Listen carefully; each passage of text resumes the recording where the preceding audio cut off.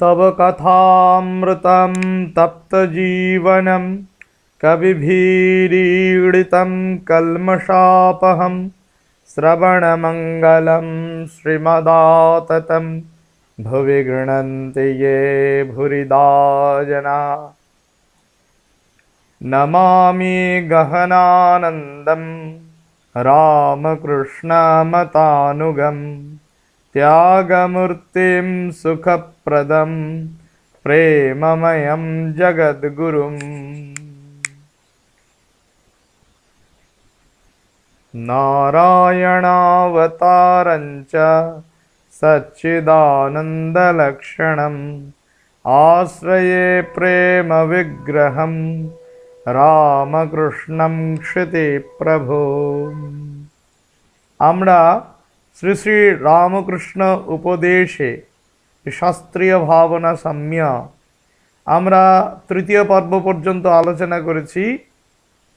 YouTube Pranaram চ্যানেলের মাধ্যমে আমরা ইউটিউব প্রাণারাম বাংলা চ্যানেল তথা ইউটিউব প্রাণারাম চ্যানেল সমূহের সকল সুধী দর্শক বৃন্দকে এই অনুষ্ঠানে আগের তিনটি পর্বের মতোই চতুর্থ পর্বের প্রিমিয়ারে স্বাগত জানাই। সকল সুধী ভক্তবৃন্দকে, রামকৃষ্ণ অনুরাগী জন, অধ্যাত্ম পিপাসু সাধারণ ভক্তকে আমার সশ্রদ্ধ প্রণাম, নমস্কার, শুভেচ্ছা জ্ঞাপন করি। শ্রী শ্রী ঠাকুর মা স্বামীজির পাদপদ্মে সাষ্টাঙ্গ প্রণতি নিবেদন করি। জয় গুরু, জয় শ্রী গুরুদেব। আমরা যে প্রসঙ্গ করছিলাম গত তৃতীয় পর্বে অবতার তত্ত্ব, শ্রী শ্রী রামকৃষ্ণ কথামৃতের আধার, শ্রী শ্রী রামকৃষ্ণ কথামৃত থেকে সংকলন করা কিছু গুরুত্বপূর্ণ শ্রী শ্রী রামকৃষ্ণ উপদেশ। সেই উপদেশসমূহ শুধু উপদেশ নয়, শুধু কথা নয়, কথার কথা নয়, সাধারণের কথা নয়, প্রাকৃতজনের কথা নয়। আগেই বলেছি, আমরা জানি এগুলো কথামৃত। শ্রীরামকৃষ্ণদেব সেই অবতার তত্ত্ব সম্পর্ক বলতে গিয়ে, অবতারের বিষয়ে উদ্ঘাটন করতে গিয়ে, অবতার যে অচিনে গাছ সেটি বলেছেন। সংস্কৃতে আমরা বলতে পারি অজ্ঞাত দ্রুমা, অজ্ঞাত তরু, অজ্ঞাত বৃক্ষ স্বরূপ এই অবতার পুরুষ। অবতার আদি, অবতারের অন্তরঙ্গ পার্ষদ এবং অবতার ঈশ্বর কোটি, এদের মধ্যে ভগবানের লীলা বিলাস বেশি প্রকাশ, পূর্ণ প্রকাশ অবতারে আমরা লক্ষ্য করি। তাই অবতারের মধ্য দিয়ে ঈশ্বরকে দেখা যায়। ঠাকুর বলছেন এই অবতার তত্ত্ব আলোচনা করতে গিয়ে আমরা কিন্তু গত পর্বে ব্রহ্মানন্দেন পূর্ণাহম তেনানন্দেন তৃপ্তধি তথাপি শূন্যমাত্মানম মন্যে কৃষ্ণ রতিং বিনা ইদানীম অতিনির্বণ্যা দেহস্যাস্য বিসর্জনম কর্তুম ইচ্ছামি পুণ্যায়াম वापिकायाम इहैवतु अधकल्पान्तरे देहम त्यक्त्वा जाता इवाधुना। এভাবেই কিন্তু আমরা এই পদ্মপুরাণের যে পাতালখণ্ডে আছে এই যে শ্লোকটি, এই শ্লোকটির সঙ্গে সাম্য খুঁজেছিলাম শ্রীরামকৃষ্ণের একটি উপদেশের এখানে একটি অংশরই দেখানো হয়েছে। একটি উপদেশের মধ্যে একটি অংশ, তার সাথে এই শ্লোকটির সাম্য, ভাবসাম্য আমরা লক্ষ্য করছি। কিন্তু বলছেন একমতে আছে যে যশোদাদি গোপীগণ পূর্বজন্মে নিরাকারবাদী ছিলেন। তাদের তাতে তৃপ্তি না হওয়াতে বৃন্দাবন লীলায় কি করলেন? বৃন্দাবন লীলায় উপভোগ, কৃষ্ণের রতি তাদের মনে জন্মালো। কৃষ্ণপ্রীতি, কৃষ্ণের প্রতি জন্য, এবং এরকম ভাবে যদি না করি কৃষ্ণপ্রীতি, কৃষ্ণের প্রতি তাদের প্রতি জন্মালো ভালোবাসা। তাই শ্রীকৃষ্ণকে নিয়ে আনন্দ করলেন। ব্রহ্মানন্দ লাভ করেই যেন তারা তৃপ্ত হতে পারলেন না, তারা হতে পারলেন না, খুশি থাকতে পারলেন না। তাই তাঁরা কি করলেন, শ্রীকৃষ্ণকে নিয়ে আনন্দ করতে ওই পুণ্য যমুনায় তারা শরীর ত্যাগ করেছিলেন, বা পুণ্য নদী সলিলে তাদের শরীর ত্যাগের পর তারা কিন্তু আবার নবজন্ম লাভ করেছিলেন, নতুন দেহ ধরে এসেছিলেন, গোপীরা এসেছিলেন শ্রীকৃষ্ণকে নিয়ে, সেই আনন্দ করেছেন, লীলা বিলাস করেছেন। শ্রীকৃষ্ণ তাদের একদিন কি করলেন, নিত্যধাম দর্শন করাবার জন্য যমুনায় ডুব দিতে বললেন। কি সাম্য, কি বৈষম্য! আক্ষরিক অনেক বৈষম্য লক্ষ্য করতে পারি অনেক ক্ষেত্রে, কিন্তু ভাব সাম্যটা অনেকটাই, এই ভাব সাম্যটাই কিন্তু এখানে দেখবার। এটা নিয়ে এই পর্যন্তই কালকে আলোচনা করেছিলাম গত পর্বে, মানে তৃতীয় পর্বে। আজ আমরা শ্রীরামকৃষ্ণের বলা অবতার বিষয়ক দশম উপদেশটির দিকে লক্ষ্য করব। দশম উপদেশে ঠাকুর শ্রীরামকৃষ্ণ বলছেন, অবতারের সঙ্গে যারা আসে তারা নিত্যসিদ্ধ, কারুবা শেষ জন্ম। নিত্যসিদ্ধ একটি থাক আলাদা। সব পাখির ঠোঁট বাঁকা নয়, তারা জন্মাবধি ঈশ্বরকে চায়। সংসারে কোনো জিনিস তাদের ভালো লাগে না। এরা কামিনী কাঞ্চনে কখনো আসক্ত হয় না। তাদের জন্মে জন্মে জ্ঞান চৈতন্য হয়ে আছে। একটু বয়স হলেই, কি বলছেন ঠাকুর, একটু বয়স হলেই বুঝতে পারে সংসার গায়ে লাগলে আর রক্ষা নাই। এক চিন্তা, কিসে মার কাছে যাব, কিসে ঈশ্বর লাভ হয়। এরা এই এক চিন্তা নিয়েই, এক চিন্তায় ব্যস্ত, এ ভিন্ন চিন্তা এদের নেই। সংসারে আসে জীব শিক্ষার জন্য। নারদ, সুখদেবাদি তাদের বলে নিত্যসিদ্ধ। আর নিত্যসিদ্ধ হচ্ছে হোমা পাখির মতো। উদাহরণ দিলেন ঠাকুর, বেদে নাকি আছে, বেদে পাওয়া যায় হোমা পাখির কথা। এই হোমা পাখির সঙ্গে উদাহরণ দেওয়া হলো। কার উদাহরণ দেওয়া হলো? এই নিত্যসিদ্ধের। নিত্যসিদ্ধ যারা, তাদের উদাহরণ দিয়ে বললেন এরা হোমা পাখির মতো। এরা জীব শিক্ষার জন্য, শ্রীরামকৃষ্ণের ভাষায় লোকশিক্ষার জন্য, লোকসংগ্রহের জন্য, মানে শ্রীমদ্ ভগবদ্ গীতাতে আছে লোকসংগ্রহের কথা, লোকশিক্ষার কথা। যেমন জনকাদি লোকশিক্ষার জন্য, সেরকম জীবশিক্ষার জন্য নারদ, সুখদেব আদি এরা কিন্তু নিত্যসিদ্ধ। এই নিত্যসিদ্ধদের ঠাকুর হোমা পাখির সঙ্গে তুলনা করেছেন। শ্রীমদ্ বিবেকানন্দ নরেন্দ্রনাথকেও, বিবেকানন্দকেও কিন্তু হোমা পাখির সঙ্গে তুলনা করেছেন। ঠাকুর বলছেন এ হোমা পাখির জাত, এরা কখনো সংসারে আসক্ত বা বদ্ধ হয় না। বেদে আছে হোমা পাখির কথা। সে পাখি উঁচু আকাশে থাকে, আকাশেই ডিম পাড়ে, এত উঁচু যে ডিম পড়তে পড়তে ফুটে যায়। তখন ছানাটা পড়তে থাকে, আর পড়তে পড়তেই চোখ ফোটে। উপর থেকে নিচে পড়ছে, ডিম ফুটে গেল, ডিম ফুটে গেল, বাচ্চা হয়ে গেল।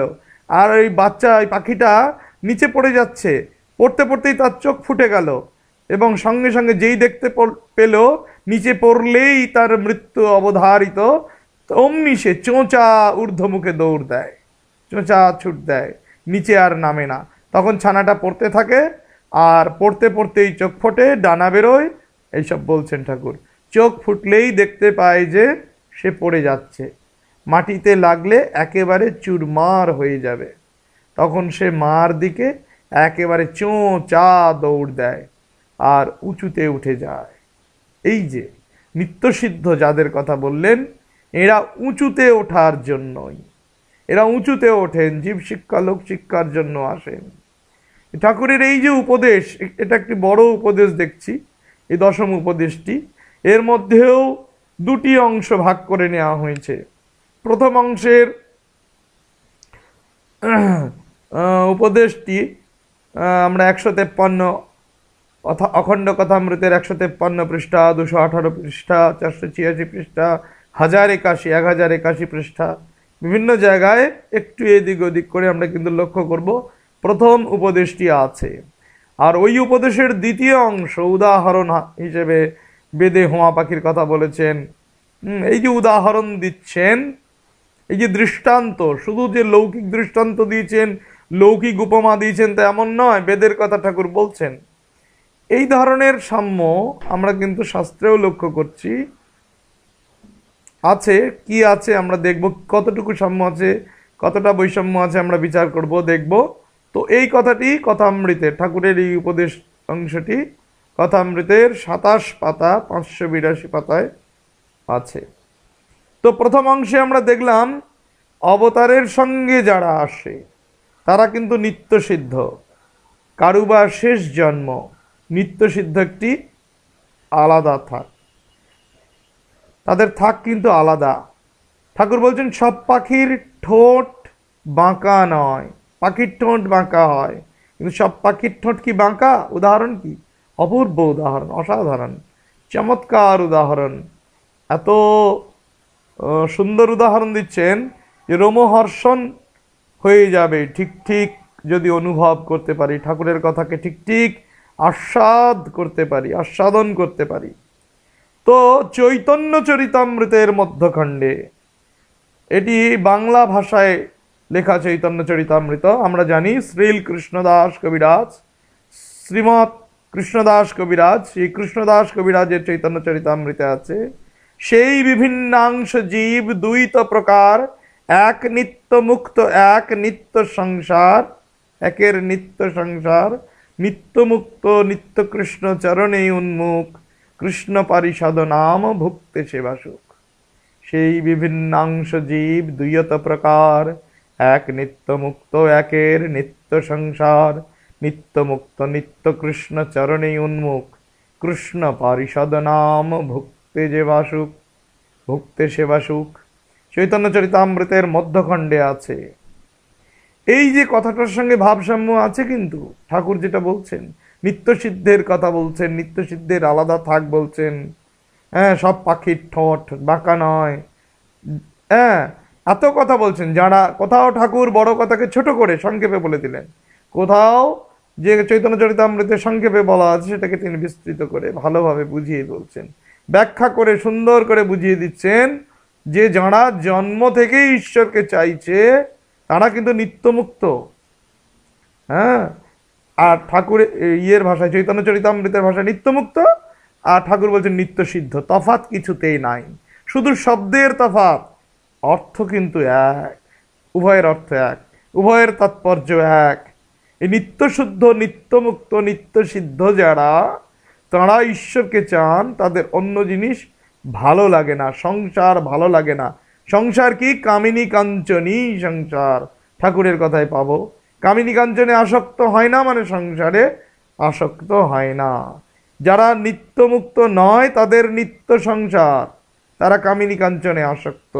চৈতন্যদেবও বলছেন চৈতন্য চরিতামৃতে, আর শ্রীরামকৃষ্ণও কিন্তু এটিই বলছেন যে নিত্য সিদ্ধরা ছাড়া অন্যরা কামিনী কাঞ্চনে আসক্ত হয়ে সংসার করছে, কিন্তু যারা নিত্য সিদ্ধ তারা কামিনী কাঞ্চনে কখনো আসক্ত হয় না। জন্মে জন্মে জ্ঞান চৈতন্য হয়ে আছে।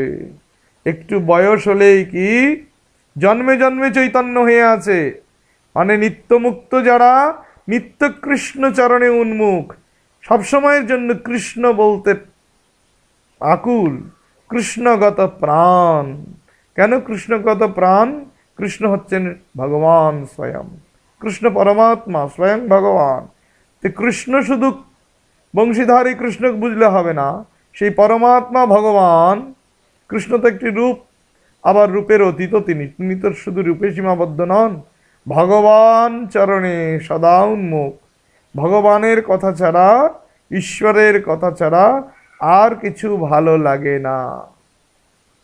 এদের একটু বয়স হলে বুঝতে পারে কি সংসার গায়ে লাগলে আর রক্ষা নাই, সংসারের কালি যদি তাদের গায়ে লাগে তাদের আর হবে না, তাদের আর রক্ষা পাওয়ার উপায় নেই। এই কথাটি কিন্তু, এত কথা চৈতন্য চরিতামৃতে নেই, চৈতন্য চরিতামৃতে এত কথা নেই, কিন্তু এটা বুঝে নিতে হবে। আর কি? জীব শিক্ষার জন্য এরা সংসারে আসেন, সুখদেবাদি তাদের বলে নিত্য সিদ্ধ। এই সুখদেবের উদাহরণ, নিত্য সিদ্ধ আর নিত্যমুক্ত এইটুকু দেখতে পাচ্ছি মিল। সুখদেবের উদাহরণ দেয়া, জীব শিক্ষার জন্য আসেন, এ কথাগুলোও অশাস্ত্রীয় নয়, গীতাতে আছে। হ্যাঁ, লোকসংগ্রহের জন্য জনকাদি কাজ করেছিলেন, লোকশিক্ষার জন্য, এ সমস্ত আছে। সেগুলোকে নিয়েই ঠাকুর বুঝিয়ে বলছেন। সে কথাটি চৈতন্য চরিতামৃতে হুবহু নেই, কিন্তু চৈতন্য চরিতামৃতের সঙ্গে ঠাকুরের এই কথার অভূতপূর্ব অসাধারণ একটি সাদৃশ্য, ভাব সাদৃশ্য আমরা লক্ষ্য করছি। আর উদাহরণ দিচ্ছেন এবার দৃষ্টান্ত। শুধু তো বলেই ছেড়ে দিলেন না, নিত্যসিদ্ধ বলেই। নিত্যসিদ্ধ হোমা পাখির জাত, হোমা পাখির ন্যায়। হোমা পাখি বেদে আছে নাকি?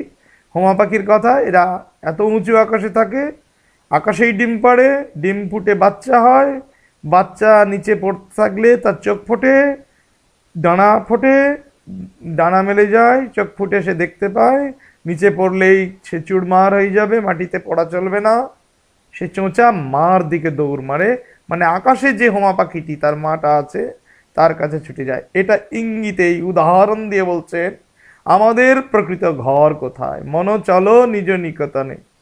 অযোধ্যানাথ পাকড়াশির একটি গান আছে না, মন চলো নিজ নিকেতনে, মন চলো নিজ নিকেতনে, মন চলো নিজ নিকেতনে। সংসার বিদেশে বিদেশীর বেশে ভ্রম কেন অকারণে, মন চলো নিজ নিকেতনে, মন চলো নিজ নিকেতনে। আমাদের নিজের বাড়িতে ফিরতে হবে, নিজের ঘরে ফিরতে হবে। এই গানটির মধ্যে এই ভাবার্থ, অনেক বড় গান। যাই হোক, এই যে নিজের নিকেতন, এই সংসার বিদেশ, মায়ার সংসারে আমরা বদ্ধ হয়ে আছি, এটা আমাদের নিজের স্বরূপ চেনার ক্ষেত্র নয়, আবার ক্ষেত্র। এখানেই সাধনা করে আমাদের নিজের স্বরূপকে নিজেদের চিনতে হবে, সংসার থেকে ফিরে যেতে হবে নিজের ঘরে। হ্যাঁ, সংসার সাধন ক্ষেত্র, সংসারে সাধন করে সেই স্বরূপকে উপলব্ধি করতে হবে। তো নিজের ঘরে ফিরতে হবে। নিজের ঘরে ফেরার জন্য যারা নিত্য সিদ্ধ তারা সদা ব্যস্ত, তারা কিছুতেই কিছুক্ষণের জন্যও এই সংসারে থাকতে চায় না, বদ্ধ হতে চায় না। তাই বলছে মাটিতে পড়লেই চুরমার হয়ে যাবে, নিজের মার কাছে উপরে ছুটে পালিয়ে যায় হোমা পাখি, বাচ্চা হোমা পাখির ছানা। সেই রকম এই নিত্য সিদ্ধ নিত্যমুক্ত যারা, কৃষ্ণ ভক্ত যারা, কৃষ্ণের কাছেই চলে যায়, কৃষ্ণ হয়েই কৃষ্ণের সেবা পূজা করেই দিন কাটায়, সেইভাবেই তারা সুখ ভোগ করে।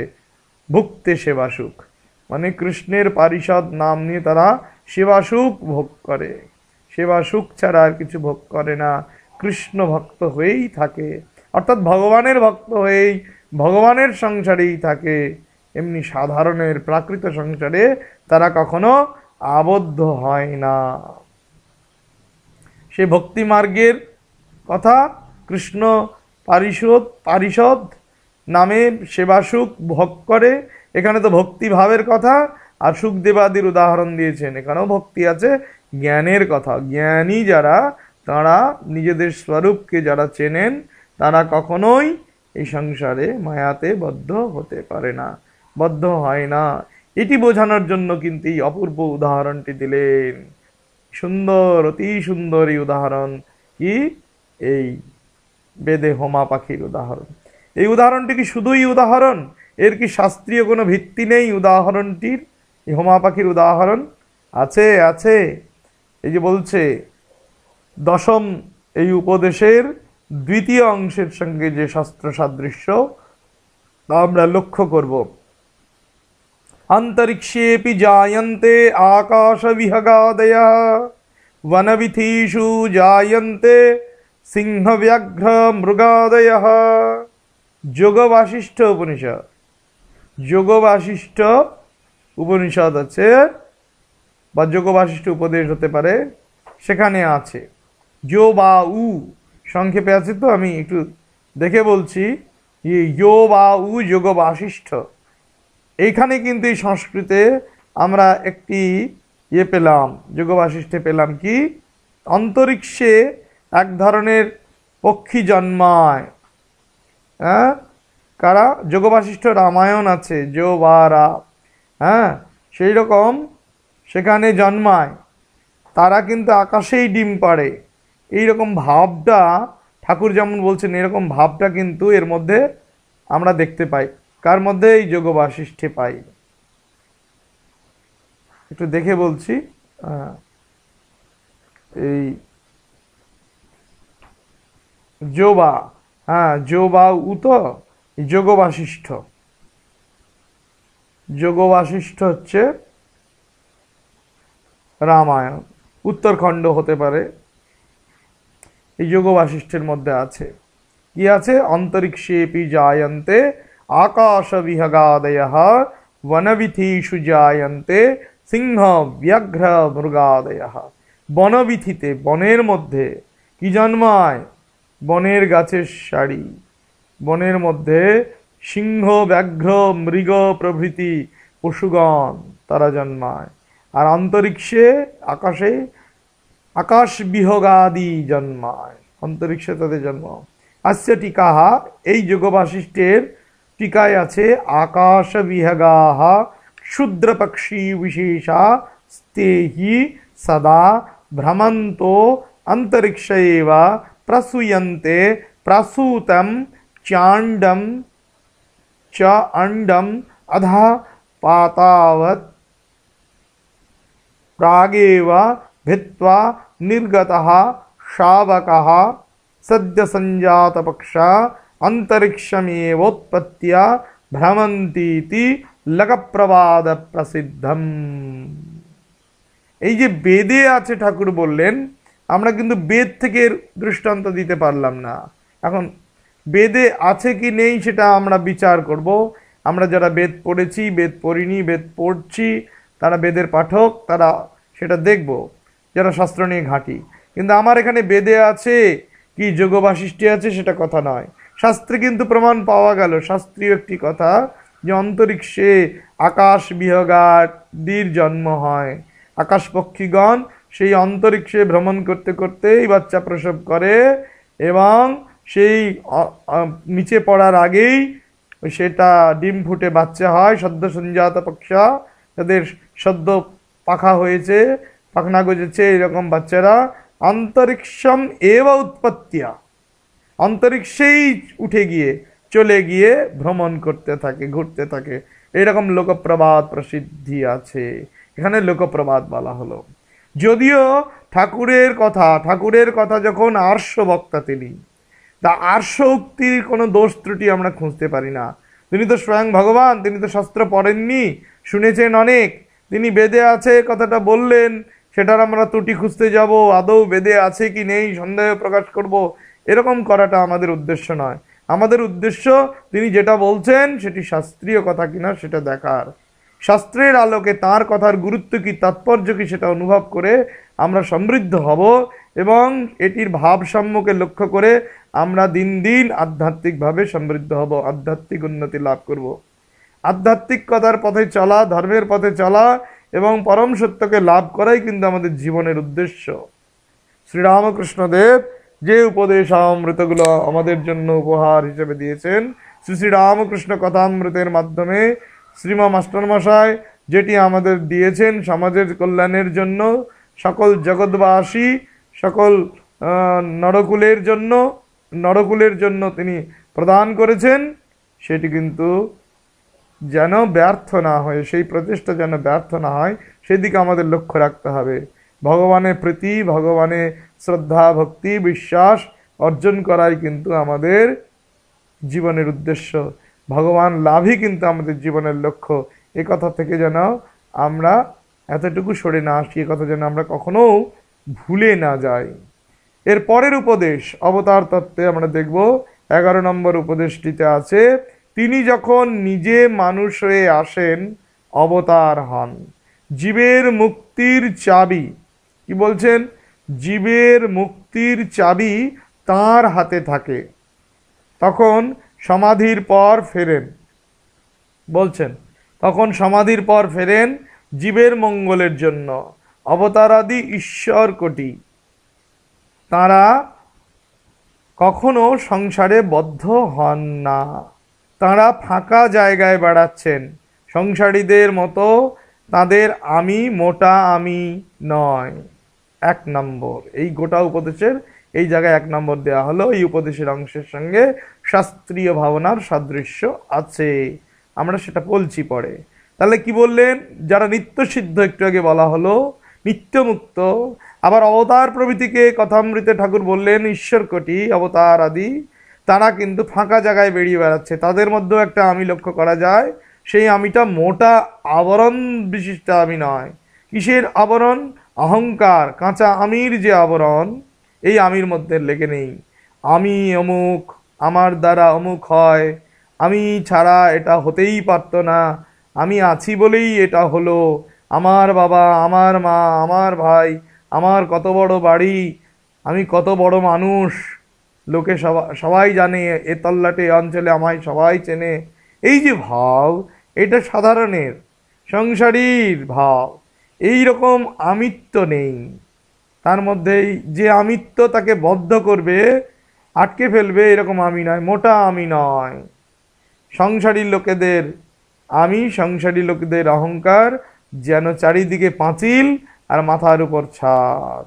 সংসারী লোকেদের আমিটাকে কি বললেন ঠাকুর, কি সুন্দর উদাহরণ, কি দারুণ, মানে ঠাকুরের উপমা, ঠাকুরের উদাহরণ আমাদের মুগ্ধ করে দেয় একেবারে।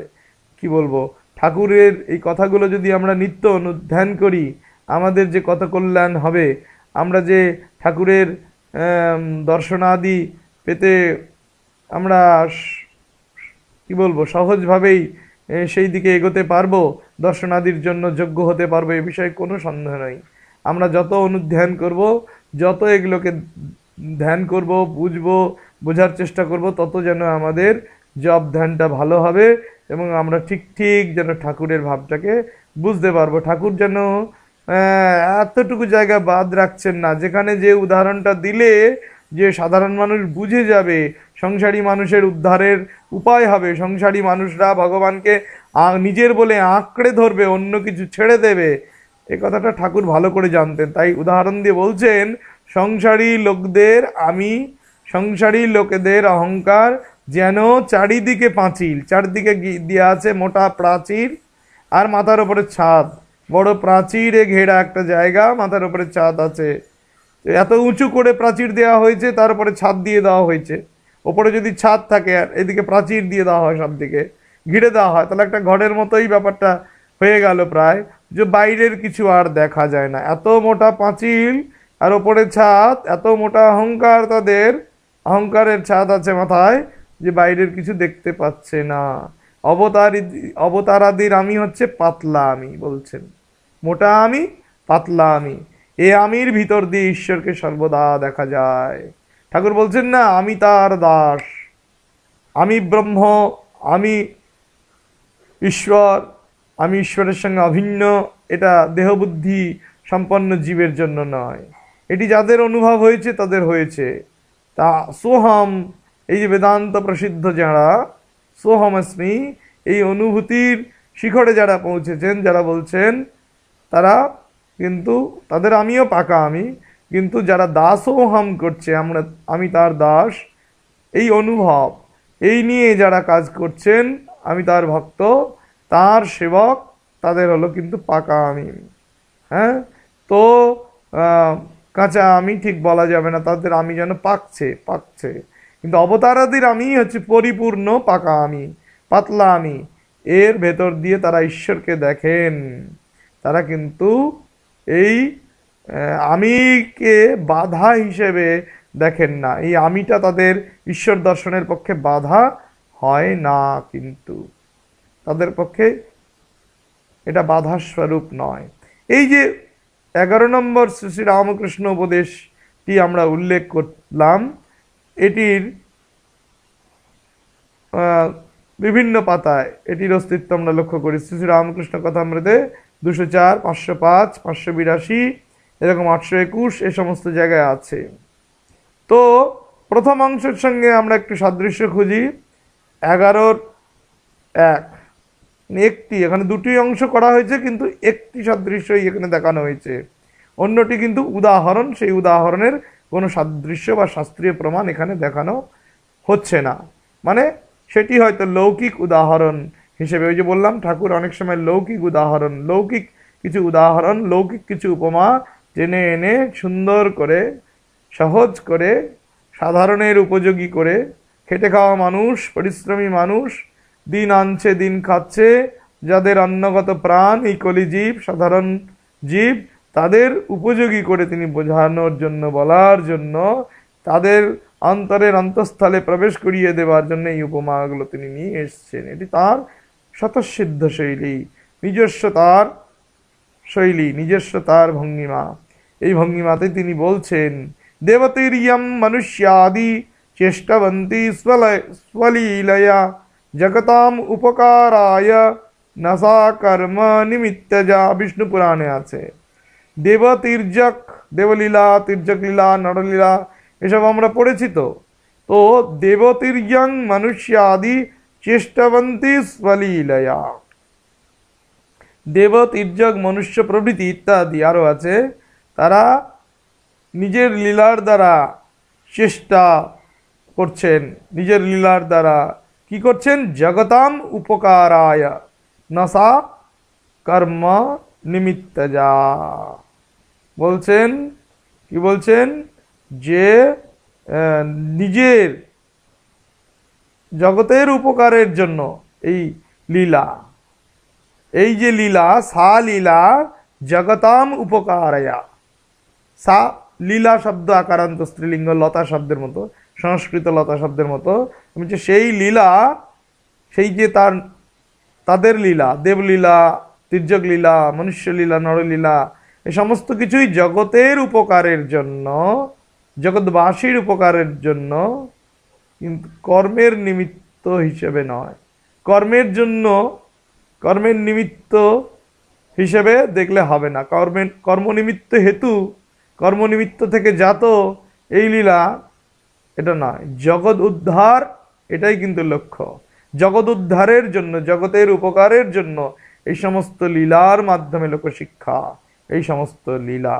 তাহলে কি হলো? জীবের মুক্তির চাবি তার হাতে। সমাধির পর ফেরেন জীবের মঙ্গলের জন্য। এইটার সঙ্গে জগতাম উপকারায় ভাবসাম্য, পূর্ণ সাম্য। অবতার আদি ঈশ্বর কোটি, হ্যাঁ, তারা যখন আসেন সংসারে বদ্ধ হন না, ফাঁকা জায়গায় বেড়ান, তাদের আমি মোটা, আমি নয় পাতলা আমি, এত কথা কিন্তু বিষ্ণু পুরাণে সরাসরি নেই। কিন্তু ভাবগত সাম্য বিচার করলে আমরা দেখব এ কথা কিন্তু সেরূপই। এ কথার কোনো অন্যথা হয়নি, এ কথা কোনো ত্রুটি হলো না, এ কথা ঠিকই সেভাবেই বলা হয়েছে। এবার পরের উপদেশ, 12 নম্বর উপদেশ, অবতার তত্ত্ব প্রসঙ্গে ঠাকুর বলছেন একটি ভাব আশ্রয় করতে হয়। রাম অবতারে শান্ত, দাস্য, বাৎসল্য, সখ্য এসব, আর রাজনীতি, যুদ্ধ, সীতার সতীত্ব বলছেন ঠাকুর, এসব বলছেন রক্ষা, সীতার শুদ্ধ সতীত্ব। কৃষ্ণ অবতারে শান্ত, দাস্য ছিল, আবার মধুর ভাব, শ্রীমতীর মধুর ভাব। উইদিন ব্র্যাকেটে লেখা আছে ছেনালি আছে। ছেনালি এটা প্রাদেশিক, একটা আঞ্চলিক শব্দ, প্রাদেশিক বললে ভুল হবে, আঞ্চলিক শব্দ। অসতীত্ব বলা যায় না সরাসরি, বলছে ব্যভিচার, অসতীত্ব ঠিক নয়, কিন্তু সেই তার যেন একটা ভাব আছে। শ্রীমতীর মধুর ভাবের মতো একটা ছেনালি ব্যভিচার ভাব আছে, কারণ পরপুরুষ, পরস্ত্রী, এরকম একটা বাহ্য দৃষ্টিতে এরকম একটা ব্যাপার আছে, এবং বহু স্ত্রীগণ এই একমাত্র পুরুষ, পুরুষোত্তম কৃষ্ণের সঙ্গে করছেন। মধুর ভাব ছেনালি আছে বলছেন। চৈতন্য অবতারে বড় নিষ্ঠা কাষ্ঠা নয়, চৈতন্য অবতারে আবার কি দেখছেন? বড় নিষ্ঠা কাষ্ঠা। তার বড় নিষ্ঠাটাই তার এটার কাষ্ঠা, বড় নিষ্ঠা কাষ্ঠা নয়, সেটা তাই নয় কি? সেখানে চৈতন্য অবতারে কিন্তু নিষ্ঠা আছে, এটা বলছেন। এবার আমরা কি পেলাম? 1041 পাতায় শ্রী শ্রী রামকৃষ্ণ কথামৃত অখণ্ড 1041 পাতায় এরকম আছে। এই 12 নম্বরের যে উপদেশটি, এই উপদেশের প্রথম অংশ একটি ভাব আশ্রয় করতে হয়। এই বলছে এর সঙ্গে ভাবসাম্য পাব একটি উপদেশের। গর্গ সংহিতায় আছে, গর্গ সংহিতা কি আছে? নকাষ্ঠে বিদ্যতে দেবো ন শিলায়াম ন কাঞ্চনে। কি বললেন? নকাষ্ঠে বিদ্যতে দেবো ন শিলায়াম ন কাঞ্চনে यत्र भावस्तत्र हरि तस्माद् भावो हि कारणम। কি বললেন? নকাষ্ঠে বিদ্যতে দেবো ন শিলায়াম ন কাঞ্চনে। নকাষ্ঠে বিদ্যতে দেবো ন শিলায়াম ন কাঞ্চনে। তার মানে কি কাঠে, প্রতিমায়, শিলায় কোথাও দেবতা নেই? আছে, কিন্তু সর্বভূতে তিনি আছেন। কিন্তু এখানে নেই নেই কথাটা বলার উদ্দেশ্য কি? ভাবকে প্রাধান্য দেবার জন্য বলা হলো তিনি কাঠেও নেই, তিনি শিলাতেও নেই। यत्र भावः तत्र हरि तस्मात् भावो हि कारणम। শিলাতেও তিনি আছেন ভাবের কারণে, কাঠেও তিনি আছেন ভাবের কারণে। বলছেন ভাবই মুখ্য, যেখানে ভাব সেখানেই তিনি আছেন, ভাবই কিন্তু কারণ। সুতরাং একটি ভাবকে আশ্রয় করতে হয়। এর সঙ্গে মিল দেখানো চেষ্টা করা হলো, মিল দেখানো হলো। আর কি বলা হলো? যে ভাব, ওই ভাব হলে কি রাম অবতারে শান্ত দাস্য সখ্য, এইসব। আর রাজনীতি, যুদ্ধ, সীতার সতীত্ব, এখানে কিন্তু এত কথা নিয়ে কিন্তু গর্গ সংহিতায় কিছু বলা হলো না। কারণ ভাব আশ্রয় করতে হয়, করলে কি হয় বললেন না, বলে বলে উদাহরণ দিয়ে গেলেন। সীতার শুদ্ধ সতীত্বের উদাহরণ, শ্রীমতীর মধুর ভাব, চৈতন্যের পরনিষ্ঠা ভাব, নিষ্ঠা কাষ্ঠা। উদ্দেশ্য কি বলে দিলেন না, লুকিয়ে আছে, ধরে নিতে হবে। কি উদ্দেশ্য? বললেন যে তবেই ভগবান লাভ। ভাব হি ভগবত সন্নিধেহে কারণম, ভাব হি কারণম। সুতরাং যেখানেই ভাব সেখানেই হরি। ভাব হলেই, ভাব পাকলেই মহাভাব, মহাভাব থেকে প্রেম, প্রেম হলে ঈশ্বরকে বাঁধার দড়ি পাওয়া যায়, ঈশ্বরকে বাঁধবার রজ্জু পাওয়া যায়। তো প্রেমে ঈশ্বর ধরা দেন, প্রেম হলে ঈশ্বর ধরা দেন, শ্রী রামকৃষ্ণের কথাই আমরা পাই। সুতরাং ভাবকে আশ্রয় করে আমরা ভগবানের কাছে পৌঁছাবো। ভাব ভক্তি প্রেমের মধ্য দিয়েই ভগবানকে লাভ করব, এটাই যেন ঠাকুর বলতে চাইছেন। ঠাকুর এখানে উপদেশে ক্লিয়ার করে না বললেও আমাদের ধরে নিতে হবে, বুঝতে হবে ঠাকুরের এই উদ্দেশ্য। ঠাকুর এই কথাটি আমাদের বলছেন এবং এই অনুযায়ী আমরা কিন্তু শাস্ত্র পাঠ করে পথ জেনে নিয়ে শ্রী শ্রী রামকৃষ্ণ কথামৃত পড়ে ভগবানের দিকে এগিয়ে যেতে পারবো। 13 নম্বর উপদেশ, অবতার বিষয়ক 13 নম্বর উপদেশটিতে ঠাকুর কি বলছেন আমরা দেখব। 13 নম্বর উপদেশে ঠাকুর বলছেন, শ্রীরামকৃষ্ণ দেব অবতার বিষয়ক আলোচনা করতে গিয়ে, অবতার বিষয়ক উপদেশ দিতে গিয়ে 13 নম্বর উপদেশে বলছেন, চৈতন্য দেবের জ্ঞান ও ভক্তি দুই ছিল, তিনি ঈশ্বরের অবতার। চৈতন্য দেবের কি ছিল? জ্ঞান ও ভক্তি। চৈতন্য দেবের কি কি ছিল বললাম? জ্ঞান ছিল, ভক্তি ছিল। তিনি ঈশ্বরের অবতার। তার এমন বৈরাগ্য যে তার জিহ্বায় সার্বভৌম যখন চিনি ঢেলে দিলেন তখন চিনি হাওয়াতে ফরফর করে উড়ে গেল, ভিজল না, সর্বদাই সমাধিস্থ। চৈতন্যদেব সম্পর্কে অনেকেই অনেক কিছু বলেন, নাম কীর্তন করেছেন, প্রেম বিলিয়েছেন, কিন্তু ঠাকুর শ্রীরামকৃষ্ণ দেখালেন, বৈষ্ণবরাও, বৈষ্ণবজন মহাজনেরাও স্বীকার করেন যে তার তিন প্রকারের দশা হতো: অর্ধবাহ্য দশা, বাহ্য দশা, অর্ধবাহ্য দশা, অন্তর্দশা। বাহ্য দশায় নাম সংকীর্তন, অর্ধবাহ্য দশায় তিনি সেই ভাবে বিভোর হয়ে নাম সংকীর্তন করতেন, বাহ্য দশায় লোকজনের সঙ্গে কথা কইতেন, অন্তর্দশায় ভাবে বুঁদ হয়ে থাকতেন। চৈতন্যদেবের উদাহরণ দিচ্ছেন শ্রীরামকৃষ্ণদেব।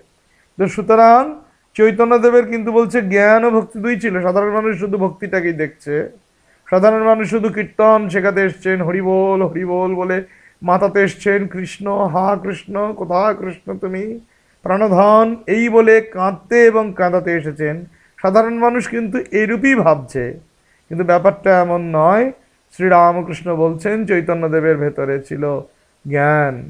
ওই হাতির দুই রকমের দাঁত থাকে, ঠাকুর অন্যত্র উদাহরণ দিচ্ছেন, এখানে নেই, আছে শ্রী শ্রী রামকৃষ্ণ কথামৃতে, যে বাইরের দাঁত দিয়ে তিনি আক্রমণ করেন বা শত্রুর আক্রমণ থেকে রক্ষা করেন, বা গাছের ডালপালা ভেঙে খাদ্য সংগ্রহ করেন, আর ভেতরের দাঁত দিয়ে সেটা চিবিয়ে খান, আস্বাদ করেন, খাবার খান, হ্যাঁ খায় হাতি। তো সুতরাং এই হাতির দুটো দাঁতের কথা উদাহরণ দিয়ে বলছেন চৈতন্যদেবের ভেতরে কিন্তু জ্ঞান ছিল। চৈতন্যদেবের জ্ঞান ও ভক্তি দুই ছিল। তিনি ঈশ্বরের অবতার চৈতন্যদেব সম্পর্কে বললেন। এমন বৈরাগ্য সার্বভৌম পণ্ডিত, সার্বভৌম ভট্টাচার্য, তিনি তার মুখে চিনি ঢেলে দিয়েছিলেন। কেউ বলছে কেশব ভারতী আমরা পাই অন্যত্র, যে সন্ন্যাস নেবার আগে তাকে চিনি দিয়ে পরীক্ষা করেছিলেন, চিনি কিন্তু হাওয়াতে ফরফর করে উড়ে গেল, চিনি কিন্তু জীবে জলে ভিজল না, সর্বদাই সমাধিস্থ। শ্রী শ্রী রামকৃষ্ণ কথামৃতে 340 পৃষ্ঠা, 725 পৃষ্ঠা এরকম আছে, ঠাকুরের কথা আছে কথামৃত। এবার আমরা দেখি কোথায় আছে এর সাদৃশ্য, যে তিনি ঈশ্বরের অবতার।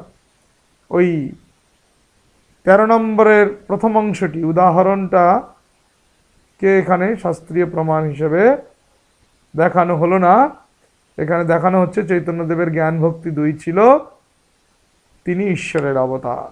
অনর্পিতচরীম চিরাত করুণয়াবতীর্ণ কলৌ সমর্পয়িতুমুন্নতোজ্জ্বলরসাং स्वभक्ति श्रियं हरि पुरट सुंदर द्युति कदम्ब संदीपिता सदा हृदय कंदरे स्फुरतु वह शचिनंदनः।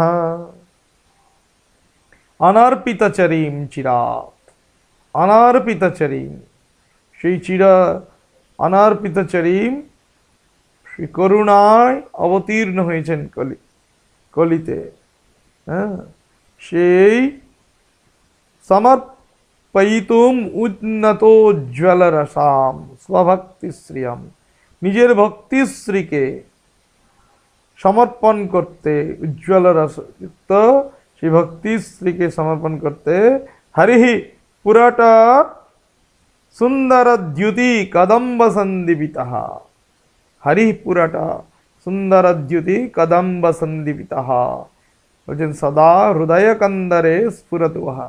শচীনন্দন চৈতন্যদেব সদা এইরকম শচীনন্দন, যিনি প্রেম ভক্তি দিতে এসেছিলেন জগতে, তিনি হৃদয়ে প্রকাশিত হন, প্রকটিত হন। বন্দনায় এরকম কেউ বলছেন, চৈতন্য চরিতামৃতে আছে এখানে, এখানে যে তিনি করুণায় অবতীর্ণ হলেন, অবতার হলেন, তো এখানে ভক্তি দিতে এসেছেন ঈশ্বর, ঈশ্বর তো তিনি ভক্তি দিতে এসেছেন, এটাই দেখানো। এখানেই কিন্তু এই সাদৃশ্য, ভাব সাদৃশ্যটাই আমরা কিন্তু লক্ষ্য করলাম চৈতন্য চরিতামৃতের সঙ্গে।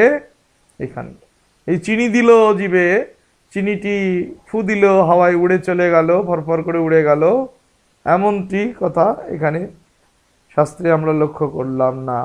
কিন্তু এটিও আছে এই শ্লোকে, এই শ্লোকের মধ্যে এটি নেই যেটি এখানে উল্লেখ করা হয়েছে ঠাকুর শ্রী রামকৃষ্ণ উল্লেখ করেছেন। এই ঘটনাটা আছে যে তাকে চিনি দিয়ে পরীক্ষা করা হয়েছিল, এই কথাটিও মিথ্যা নয়।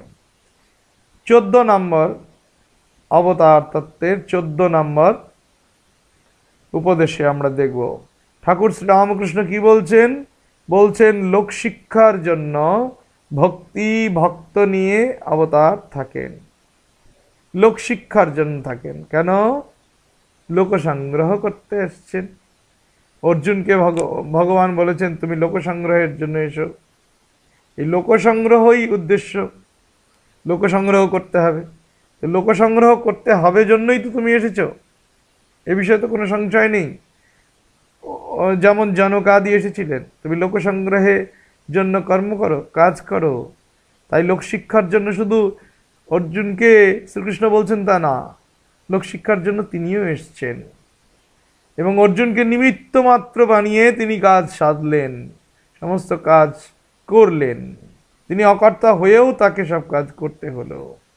হ্যাঁ, তিনি বলছেন না না নামে পার্থাস্তি কর্তব্যম ত্রিষু লোকেষু কিঞ্চনা।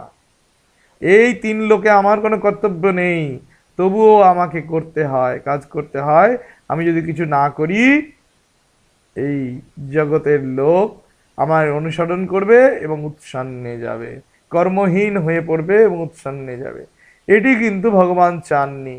তাই লোকশিক্ষার জন্য অবতার, ভক্তি ভক্ত নিয়ে অবতার থাকেন। এই যে প্রেম ভক্তির প্রচার করতে চৈতন্যদেব এসেছেন, তাই তিনি ভক্তি এবং ভক্ত নিয়ে আছেন। যেমন ছাদে উঠে সিঁড়িতে আনাগোনা, ঠাকুর বলছেন ছাদে উঠলাম, দেখলাম চারিদিকে, ছাদটাকে উপভোগ করলাম, দর্শন করলাম, আবার সিঁড়ি দিয়ে নেমে এলাম, আবার ইচ্ছে হলো আবার একটু উঠে পড়লাম। এই যে ছাদে ওঠার জন্য সিঁড়ি মাধ্যম, উঠলাম, সে বাঁশ বেয়েই উঠি, দড়ি বেয়েই উঠি, মই বেয়েই উঠি, বা ওই লোহার সিঁড়ি, কাঠের সিঁড়ি, বা ঢালাই করা কংক্রিট সিঁড়ি, সেই সিঁড়ি বেয়েই উঠি। ওঠা কিন্তু লক্ষ্য কিন্তু ছাদে ওঠা। তো যে পথে যে মতেই যাই না কেন, সেই ভগবানকে পাওয়াই কিন্তু আমাদের জীবনের উদ্দেশ্য। সুতরাং সিঁড়িতে আনাগোনা, ছাদে উঠে আবার সিঁড়িতে নেমে এলাম। অন্য মানুষ যতক্ষণ জ্ঞান লাভ না হয়, যতক্ষণ সব বাসনা না যায়, ততক্ষণ ছাদে উঠবার জন্য ভক্তি পথে থাকবে। যতক্ষণ বাসনা যাচ্ছে না, ততক্ষণ কিন্তু ছাদে ওঠার জন্য ভক্তি পথে থাকবে। সব বাসনা না গেলে ছাদে ওঠা যায় না।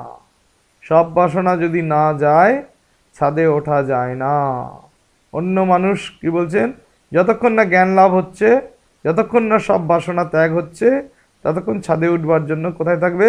ভক্তিপথে থাকবে সাধারণ মানুষেরা। আর সব বাসনা না গেলে ছাদে ওঠা যায় না, মানে ব্রহ্ম জ্ঞান হয় না।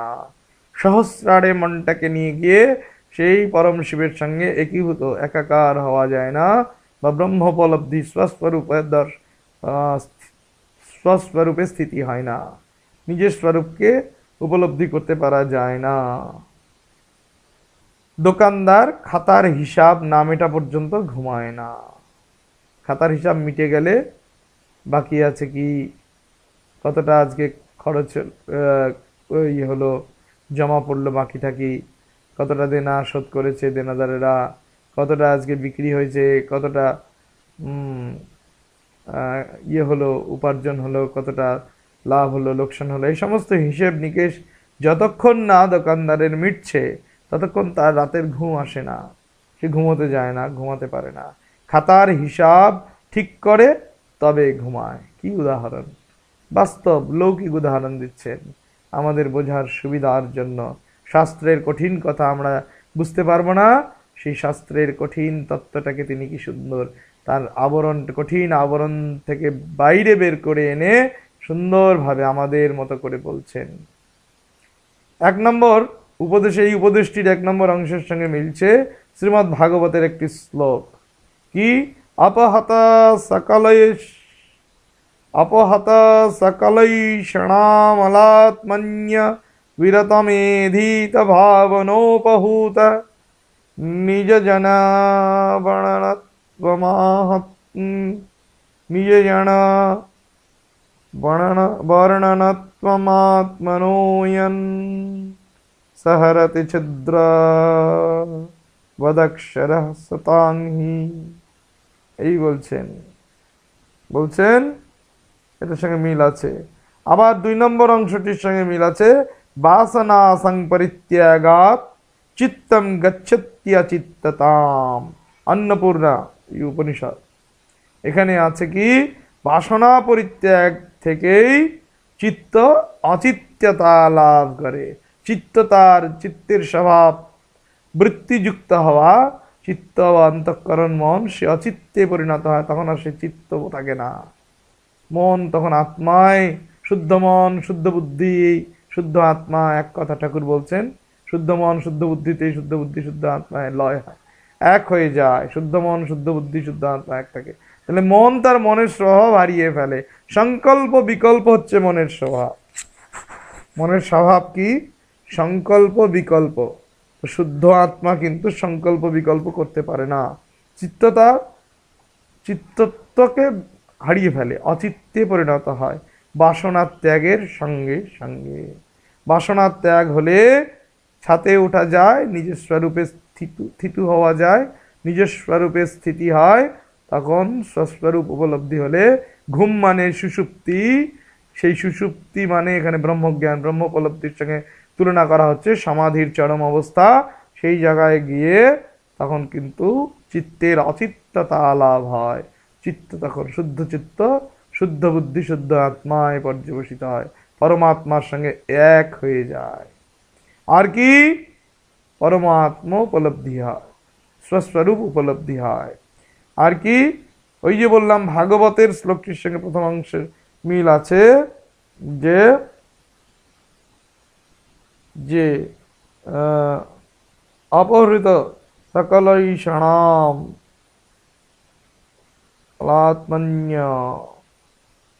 আত্মনি অবিরতম, এইভাবে আছে যেটি। এই শ্লোকটির সঙ্গে কিন্তু যে ভক্তি নিয়ে থাকেন, হ্যাঁ, তিনি সিঁড়িতে উঠতেও পারেন, সিঁড়ি দিয়ে নামতেও পারেন যিনি ছাদে উঠেছেন। অন্য মানুষ যতক্ষণ জ্ঞান লাভ না হয়, যতক্ষণ সমস্ত বাসনা না যায়, ততক্ষণ ছাদে উঠবার জন্য ভক্তিপথে থাকে, ভক্তিপথেই থাকে। জ্ঞান পথে যায় না সাধারণ মানুষরা, অন্যরা। হ্যাঁ, আর কিন্তু যিনি অবতার পুরুষ তার জ্ঞান ভক্তি দুই আছে। হ্যাঁ, লোকশিক্ষার জন্য ভক্তি নিয়ে আছেন, ভক্ত নিয়ে আছেন। এই কথাটার সঙ্গে ভাগবতের এই কথাটির কিন্তু আক্ষরিক সাম্য, এই যে বলেছি আগের মতোই, যত না আছে ভাবসাম্য আছে। 15 নম্বর আরেকটি উপদেশ অবতার বিষয়ক। অবতার তত্ত্ব উত্থাপন করতে গিয়ে ঠাকুর বলছেন, অবতার আদির আমি গর্তওয়ালা পাঁচিল। কি বলছেন? অবতার আদির আমি গর্তওয়ালা পাঁচিল। পাঁচিলের এধারে থাকলেও অনন্ত মাঠ দেখা যায়।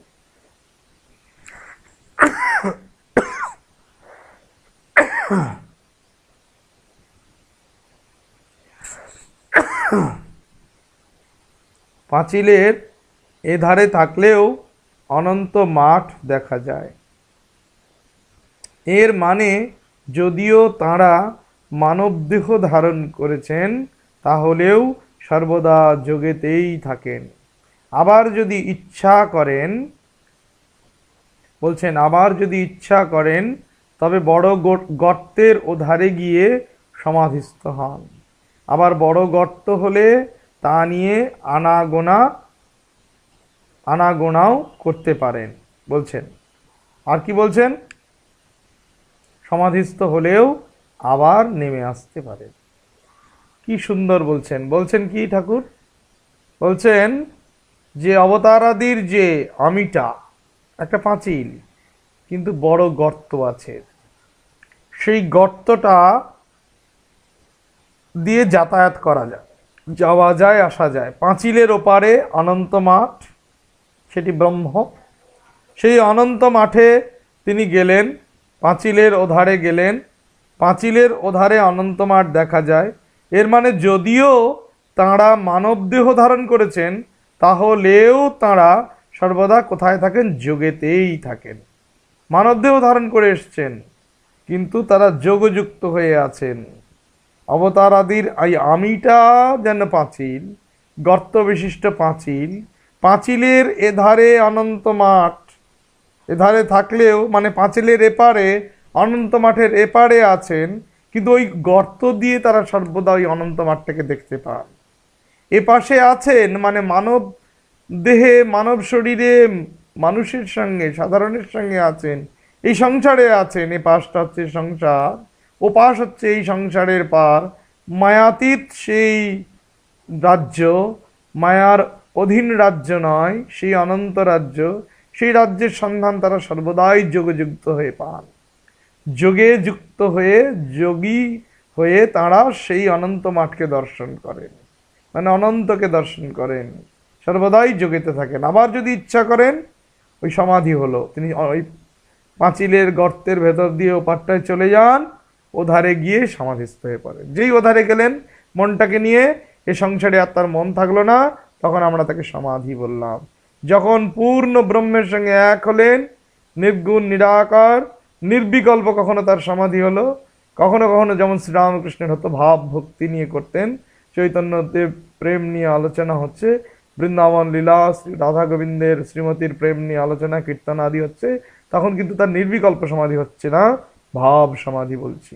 সমাধির বিভিন্ন ধরন আছে। তো ভগবানের কথাই হোক, ভাব ভক্তির বিষয় হোক, বা নির্গুণ নিরাকার নির্বিকল্প সেই পরব্রহ্মের সঙ্গে এক হওয়াই হোক, তো তিনি সমাধি লাভ করেন। সেই অবতার পুরুষ কিন্তু সমাধি লাভ করেন, সমাধিস্থ হন। আবার বড় গর্ত হলে তা দিয়ে, যে গর্তটা যত বড়, যে অবতারের আমির গর্তটা, আমিরূপ পাঁচিলের গর্তটা যত বড়, তিনি তার মধ্যে দিয়ে তত তাড়াতাড়ি, কত সহজেই অনায়াসে আনাগোনা করতে পারেন। বড় গর্ত যদি হয় তাহলে সেটা দিয়ে আনাগোনাও করতে পারেন। একবার যাচ্ছেন, আবার চলে আসছেন, সংসারে আসছেন, আবার সংসার থেকে ইয়েতে যাচ্ছেন, হ্যাঁ, সংসারে আসছেন, আবার সংসার থেকে ওপারে, সংসারের পারে মায়াতীত রাজ্যে প্রবেশ করছেন, সমাধিস্থ হচ্ছেন। সমাধিস্থ হলেও আবার কিন্তু নেমে আসতে পারেন। এই একটি উপদেশের সঙ্গে একটি সাম্য আমরা লক্ষ্য করব আজকের মতো। কি বলবো?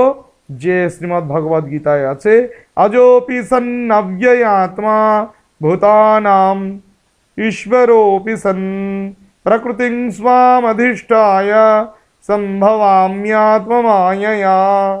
শ্রীমদ্ ভগবদ গীতায় আছে, 4th অধ্যায় আছে, বলছেন 6ষ্ঠ শ্লোক, অজোপি সন অব্যয় আত্মা, আমি অজ, আমার কোনো জন্ম নেই, ন জায়তে ম্রিয়তে বা কদাচিন, নায়ং ভূত্বা ভবিতা বা ন ভূয়ঃ, অজো নিত্যঃ শাশ্বতোয়ং পুরাণ, ন হন্যতে হন্যমানে শরীরে। ন জায়তে ম্রিয়তে একটু পার্থক্য থাকতে পারে, কঠোপনিষদের এই মন্ত্র আছে। এইরকমই এই মন্ত্রকে গ্রহণ করে এই ভাবটাকে নিয়ে একটি শ্লোক গীতায়ও দেয়া হলো, ন জায়তে ম্রিয়তে। গীতার, শ্রীমদ্ ভগবদ গীতার 2য় অধ্যায় সাংখ্যযোগে আছে আত্মতত্ত্ব বলতে গিয়ে। সেই আত্মা অজ, অবিনশ্বর, জন্ম নেই, বিনাশ নেই, মৃত্যু নেই। তাহলে আমি অজ, অব্যয় আত্মা, পরমাত্মাও তাহলে অজ, তার জন্ম নেই, অব্যয়, ব্যয় নেই, ক্ষয় নেই, আত্মা। ভূত সকলের, এই জীব জগৎ স্থাবর জঙ্গম যা কিছু দেখছি সবার ঈশ্বর, ভূত সমূহের ঈশ্বর, জীবকুলের ঈশ্বর হয়েও, আমি জীবকুলের ঈশ্বর হয়েও নিজের মায়াকে আশ্রয় করি, প্রকৃতিং স্বামধিষ্ঠায়, নিজের মায়াকে আশ্রয় করে সগুণ সাকার হই, ভক্তের ভগবান হই। তাহলে প্রকৃতিম স্বামধিষ্ঠায় সম্ভবামি আত্মমায়ায়, আমারই মায়া, আমারই মায়াকে আশ্রয় করি, আমি মায়াধীন, মায়াধীশ, অথচ মায়াকে আশ্রয় করে মায়াধীন হই, এবং এই মায়াতে মনুষ্য হই, মায়াতে শরীর পরিগ্রহ করি, মায়া শরীর ধারণ করি।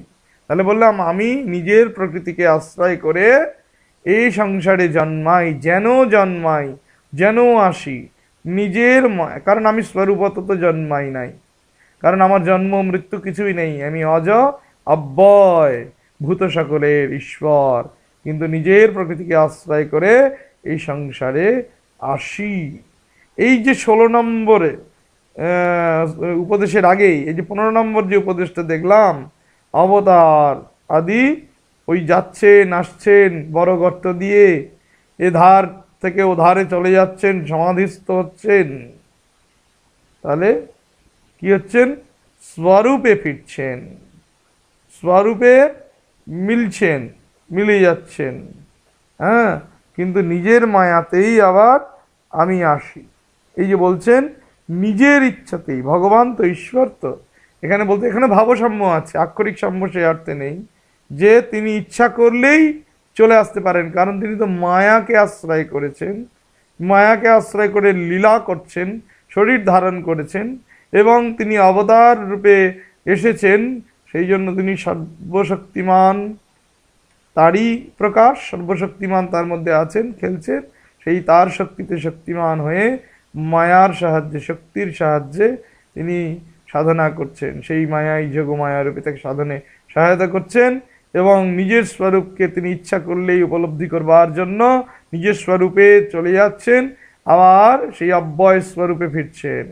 নির্গুণ নিরাকার নিজের যে সত্তা স্বভাব, সেই স্বরূপ নির্গুণ স্বভাব, সেই অব্যয় স্বভাব, সেই অব্যয় অজয় যে তার স্বরূপ, সেখানে পৌঁছে যাচ্ছেন, তার সঙ্গে নির্বিকল্প সমাধিতে মুদ হচ্ছেন, আবার ইচ্ছা করলেই ফিরে আসছেন। এই যে মায়াকে আশ্রয় করে তিনি যুগে যুগে আসেন, জন্মান, এটা তো গেলেন এই অর্থে যদি ধরি, এইখানেই বলছেন যে আমি যুগে যুগে আসি, অবতীর্ণ হই, অবতার শরীর পরিগ্রহ করি।